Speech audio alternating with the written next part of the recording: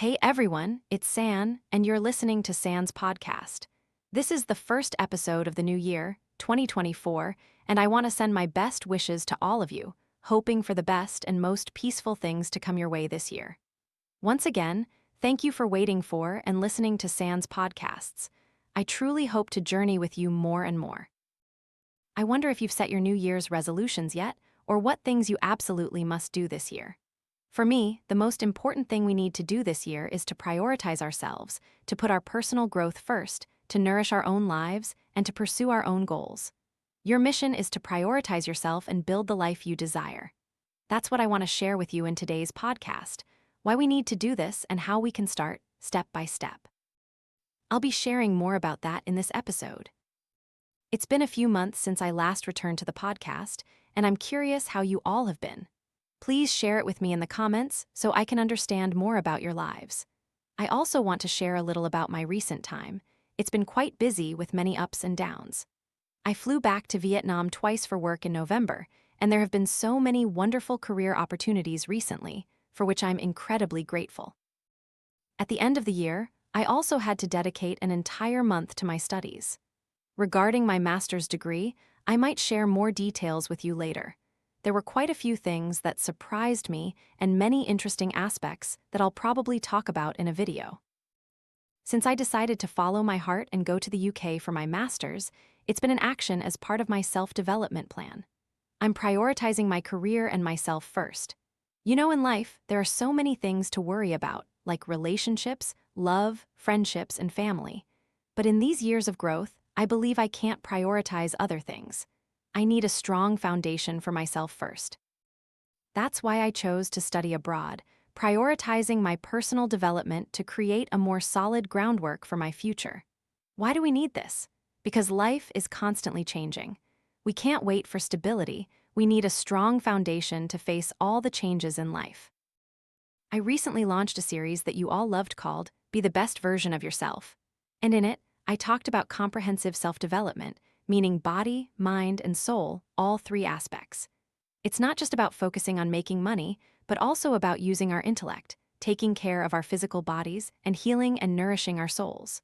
All three of these support each other for growth, and these are also the steps to prioritizing our self-development this new year.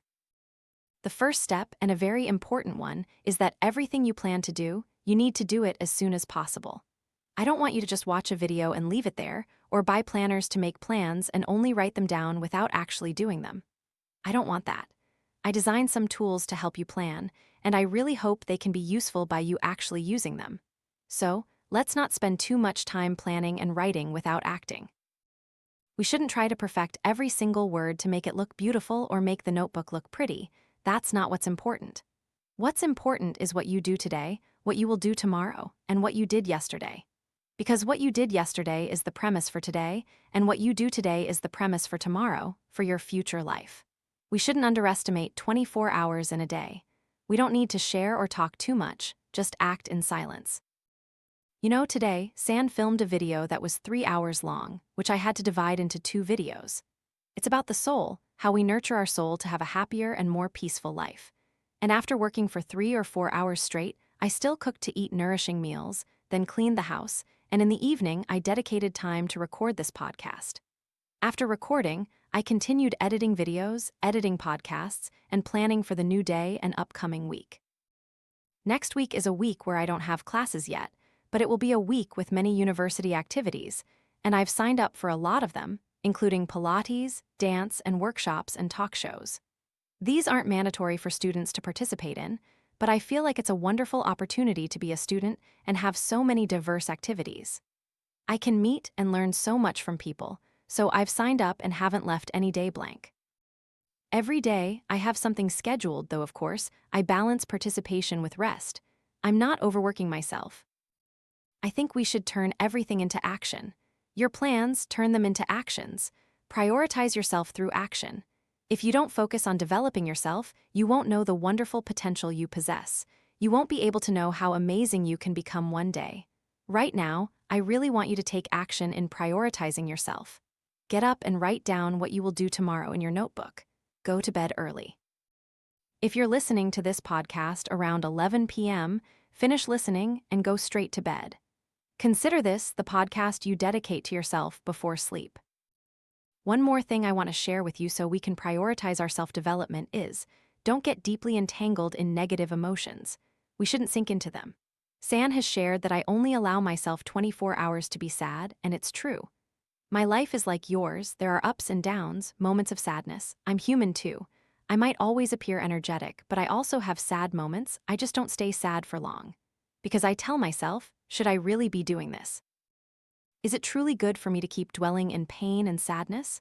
I accept it and let it go. Do the thing you're worried about, just do it. For example, I was once very worried about an assignment because I had never written a research report, especially not in English. I was so stressed and anxious. But then I asked myself, if I keep sitting here worrying day after day, will it help me? So I decided, okay, I'll start now. I'll begin by reading and analyzing the prompt first. After that, I sought help from my friends. You know, it was an assignment that required at least 40 research papers, meaning 40 references. I had to read at least 40 documents to include in my assignment. And do you know how many references I used when I finished it?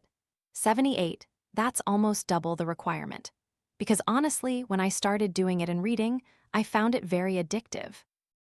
I felt like I was learning so many new things, and from that fear, I actually started to really enjoy it. I'm now ready for the next assignments in the new semester because I know how to do it, how to write, how to read research, and how to articulate my personal insights. It's so interesting. This was the thing I feared most when I went for my master's. I wasn't afraid of integrating because I'm quite easy to communicate and talk with people.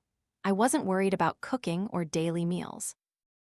My only fear was studying because it had been 7 years since I last went back to school. I'll talk more in detail about my master's journey later, but the point I want to make is simply this. When you're stressed, do exactly what you're worried about. Do that thing. Don't just sit there and be afraid. Are we afraid our bodies aren't beautiful enough? Start exercising right away. That's also something I want to share with you because it's incredibly important. When we truly prioritize our self-development, we will need to face the difficulties we encounter along the way. And it's precisely those difficulties that help you grow so much, develop so much. It's an essential part of this journey. The more difficulties, the more you will grow, gain more knowledge, more experiences, more wisdom, and you'll become a deeper person.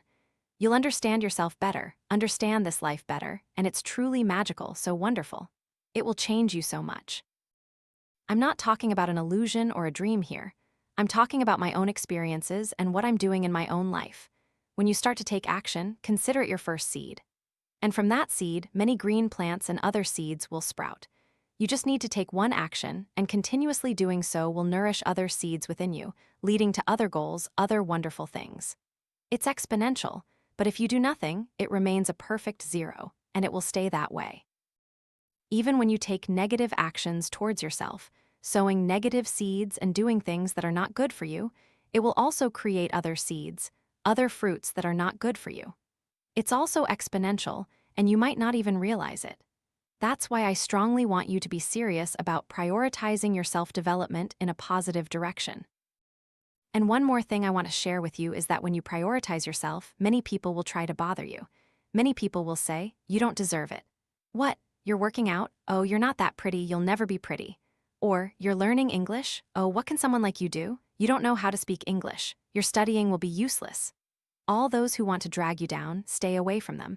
Put your faith in yourself and focus on your goals. Those people aren't striving for their own lives. They feel jealous and worried about you because you are growing, you are getting better, and they are not. So they want to pull you down. When you prioritize yourself, many people will hate you. When you prioritize yourself, you will lose many friends. And feel normal about that. Rest assured that on this path, you will meet new friends who truly appreciate and encourage your growth, and you will develop together with them. This is what I want to tell you beforehand. When you start transforming, when you start growing, when you start moving up, there will be people who try to hold you back, even unconsciously. But you must know to ignore unnecessary things to focus on prioritizing your development, and try to focus on that goal for the next year. Focus on it, and you will see your miraculous growth.